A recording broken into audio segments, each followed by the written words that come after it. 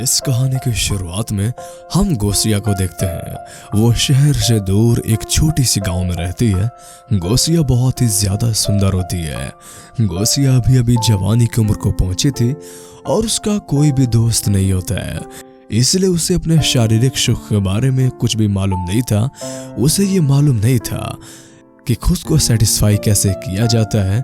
इसके बाद हम गोसिया की माँ को देखते हैं। फैमिली में बस ये दोनों ही होते हैं। अगली सुबह उठकर गोसिया तबेले में जाती है। इसके बाद वो उन गायों को चराने जंगल की ओर चली जाती है। जंगल में गायों को चराने के लिए छोड़कर गोसिया वहीं पर बैठकर कुत्ते के साथ टाइम पास करने लगती है। इसके बाद वो अपने सारे कपड़े उतार कर पास के एक झील में नहाने लगती है, लेकिन अचानक उसे ये एहसास होता है जैसे कोई छुपकर उसे देख रहा हो। इधर उधर देखने पर जब उसे कोई भी नहीं मिलता तो वो सोचती है शायद ये उसका भ्रम होगा। इसके बाद गोसिया वहां पर लेटकर खुले आसमानों का मजा लेने लगती है, लेकिन तभी उसके ऊपर किसी की परछाई दिखाई देती है। गोसिया ने भी परछाई को महसूस कर लिया था। इसी एहसास के कारण वो रात में ठीक से नहीं सो पाती है। उसकी माँ उसे देर रात तक जागने देखकर उसे ऐसा करने का वजह पूछती है, लेकिन गोसिया अपनी माँ को ठीक से जवाब नहीं देती क्योंकि वो अपने शरीर में होने वाले बदलाव को लेकर काफी परेशान थी और ये बात अपनी माँ को बताने में उसे शर्म आ रही थी। अगले दिन भी गोसिया अपने गायों को लेकर जंगल में जाती है और वही बैठकर फूल से अपने चेहरे को सहलाने लगती है, लेकिन तभी उसे दूर एक आई में एक निशान दिखाई देता है। वो आदमी जंगल में पेंटिंग बना रहा था। उस आदमी को देखकर गोसिया काफी हैरान होती है। फिर वो उसके पास जाकर उससे बातें करने लगती है। वो आदमी गोसिया को अपने पास बैठाकर अपनी बनाई हुई पेंटिंग दिखाता है। उन पेंटिंग को देखकर गोसिया और भी हैरान हो जाती है क्योंकि वो पेंटिंग गोसिया की ही थी और इन सारी पेंटिंग में गोसिया के बदन में एक भी कपड़ा नहीं था। अपनी नंगी तस्वीर देखकर गोसिया वहीं पर बेहोश हो जाती है और वो आदमी पानी पिलाकर गोसिया को होश में लाता है। होश में आने के बाद वो गोसिया से पूछता है क्या तुम यहीं पे रहती हो? इस पर गोसिया हाँ में जवाब देती है। इसके बाद दोनों वहां पर काफी बातें करते हैं।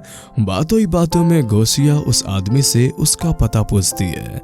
वो आदमी कहता है मेरा कोई ठिकाना नहीं है, मैं यहाँ वहाँ घूमकर तस्वीरें बनाता हूँ और मुझे जो भी जगह पसंद आती है मैं वहीं पर जाकर रहने लगता हूँ। ये कहते हुए वो गोसिया के करीब आया और उसके बदन को छूने लगता है। उस आदमी को ऐसा छूना गोसिया को अच्छा तो लगा था, लेकिन वो शर्मा कर वहां से भाग जाती है। घर आने के बाद भी गोसिया उसी आदमी के ख्यालों में खोई हुई थी और वो उससे दोबारा मिलना चाहती थी। वो उसके उसी टच को महसूस करना चाहती थी। अगले दिन गोसिया फिर से उसी जगह पे जाती है और अपने कपड़ों को नीचे करके वहां पे बैठ जाती है क्योंकि वो चाहती थी कि वो आदमी उसे फिर से टच करे, लेकिन वो आदमी गोसिया को कहीं पर दिखाई नहीं देता। लेकिन थोड़ी ही देर बाद गोसिया को उस आदमी की आवाज सुनाई देती है। आवाज सुनकर गोसिया उस आदमी के पास पहुंच जाती है। वो आदमी झाड़ी में बैठकर तस्वीरें बना रहा था। गोसिया के पास आने पर वो गोसिया से कहता है मैंने देख लिया था तुम मुझे ढूंढ रही थी और इसलिए मैंने तुम्हें आवाज लगाया था। ये कहते हुए वो गोसिया को तस्वीर दिखाता है। उन पेंटिंग्स को देखकर गोसिया को बहुत अच्छा लगता है और गोसिया उससे पूछती है तुम बस मेरी ही तस्वीर क्यों बनाते हो और वो भी बिना कपड़ों के? ये सुनकर वो आदमी गोसिया से कहते हैं तुम बहुत खूबसूरत हो, तुम्हारा चेहरा, तुम्हारा बदन और तुम्हारे हाथ भी बहुत सुंदर हैं। इसके बाद वो गोसिया से कहता है क्या तुम जानती हो तुम्हारा शरीर तुमसे क्या चाहता है? इस पर गोसिया कहती है मैं नहीं जानती, मैं इन सब के बारे में कुछ भी नहीं जानती। ये सुनकर वो आदमी गोसिया को उसे एक तस्वीर दिखाता है। इस तस्वीर में गोसिया के बदन पे एक भी कपड़ा नहीं था। वो तस्वीर गोसिया को बहुत पसंद आती है। वो कहती है मुझे हमेशा से लगता था जैसे कोई छुपकर मुझे देख रहा हो, क्या वो तुम ही थे? इस पर वो आदमी हाँ में जवाब देता है। इसके बाद वो गौसिया से अपने सारे कपड़े उतारने के लिए कहता है। ये सुनने के बाद गौसिया अपने सारे कपड़े उतार देती है। फिर वो आदमी गौसिया को पीछे से छूना शुरू करता है और छूते हुए उसके आगे तक पहुंच जाता है। इसके बाद वो धीरे धीरे अपने हाथों को गौसिया के टांगों के बीच सहलाता है। वो यहाँ पे सहलाने लगता है। ये चीज गौसिया को काफी अच्छा लगता है। इसके बाद वो आदमी अपनी उंगलियों को गौसिया के हिस्से में डाल देता है, क्योंकि ये सब कुछ गौसिया के लिए पहली बार था। इसके बाद वो अपने आप को कंट्रोल नहीं कर पाती और देखते ही देखते दोनों वहीं पर शुरू हो जाते हैं। इस आदमी से मिलकर गौसिया बहुत खुश थी। उसकी जिंदगी मानो बदल सी गई थी। उसकी रात में होने वाली बेचैनी भी अब खत्म हो गई थी। अब वो अपने हिस्सा को खुद से सेटिस्फाई करना सीख गई थी। इसी कारण उसकी गर्म आवाजें सुनकर उसकी माँ को उस पर शक होने लगता है।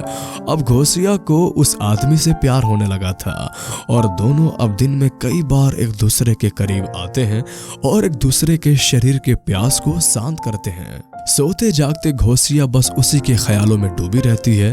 प्यार करने के साथ साथ वो गौसिया को दुनिया के तौर तरीके भी सिखाने लगता है, जैसे दूसरों के साथ कैसे बातें करना चाहिए, कैसे बैठकर खाना चाहिए और भी बहुत कुछ। वो आदमी गौसिया के लिए नए नए कपड़े को लेकर आता है और वो कपड़े गौसिया को बहुत पसंद आता है। एक दिन जब दोनों पेड़ के नीचे बैठकर बातें कर रहे थे, तब वो आदमी गौसिया से कहता है, मैंने तुम्हें सब कुछ सिखा दिया है और अगर आगे तुम्हें कुछ भी जानना हो तो तुम इस किताब को पढ़ लेना। ये एक गंदी किताब है जिस किताब को किसी भी जिस्मानी भूख चक जाए। गौसिया कहती है, मुझे पढ़ना नहीं आता। वो आदमी कहता है, इसमें तस्वीरों के जरिए सारी चीजें बताई गई हैं, तुम इसे देखते ही अपने आप सारी चीजें समझ जाओगी। बातें करने के बाद दोनों प्यार करने लगते हैं, लेकिन दूर से कुछ बच्चे उन्हें देख लेते हैं।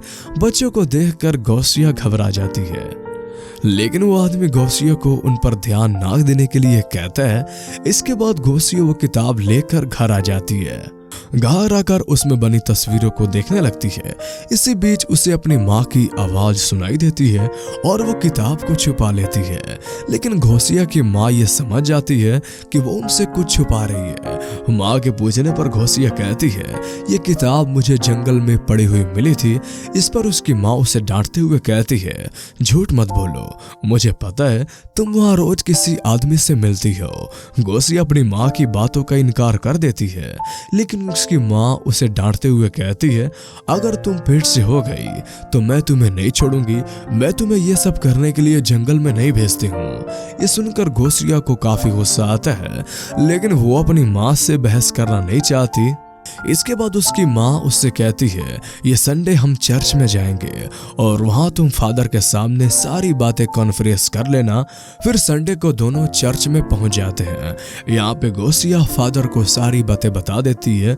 वो कहती है, मैं जानती हूँ मुझे वो सब नहीं करना चाहिए था, लेकिन फिर भी मैं अपने आप को नहीं रोक पाई। मैंने कई बार उसके साथ अपने जिस्म की प्यास मिटाई। गौसिया की बातें सुनकर फादर उसकी माँ से कहते हैं, अभी गौसिया बच्ची है, वो नई नई जवान हुई है। इस उम्र में लोग अक्सर ऐसी गलतियां कर लेते हैं, लेकिन तुम एक बार गौसिया को लेकर डॉक्टर के पास जाओ, ये देखो कहीं वो माँ तो नहीं बनने वाली है। फादर की बातें मानकर गौसिया की माँ उसे डॉक्टर के पास ले जाती है। चेक कराने के बाद डॉक्टर गौसिया की माँ से जो कहता है उसे सुनकर गौसिया की माँ के साथ साथ आप सब भी हैरान हो जाओगे। डॉक्टर गौसिया की माँ से कहता है, गौसिया अभी वर्जिन है और उसने कभी भी किसी के साथ शारीरिक संबंध नहीं बनाए हैं। मतलब गौसिया को किसी ने अभी तक टच नहीं किया था, लेकिन गौसिया ने जो इतने सब कुछ किया था तो वो क्या था। उसी रात जब गौसिया अपने घर पर सो रही थी, तब वो आदमी गौसिया के पास आता है और उसको चूमकर उसे नींद से जगाता है। उसे देखकर गौसिया उससे कहती है, मैं चाहती हूँ तुम हमेशा मेरे पास रहो। ये सुनकर वो आदमी कहता है, मैं यही हूँ, मैं तुम्हें छोड़कर नहीं जा रहा। और ये कहते हुए वो आदमी गायब हो जाता है।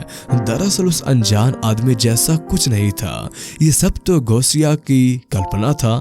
हमने जो कुछ भी अब तक देखा वो सब कुछ गौसिया के दिमाग का ख्याल था। गौसिया नई नई जवान हुई थी और इस कारण उसके बदन में भूख जाग रही थी और अकेला होने की वजह से वो इस तरह की कल्पनाएं करने लगती है।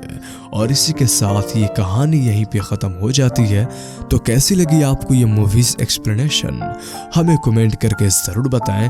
और अगर आप इस तरह के और मूवीज़ एक्सप्लेनेशन देखना चाहते हैं तो हमारे चैनल को सब्सक्राइब कर लें। तो फिर मिलते हैं अगले वीडियो में, तब तक के लिए गुड बाय।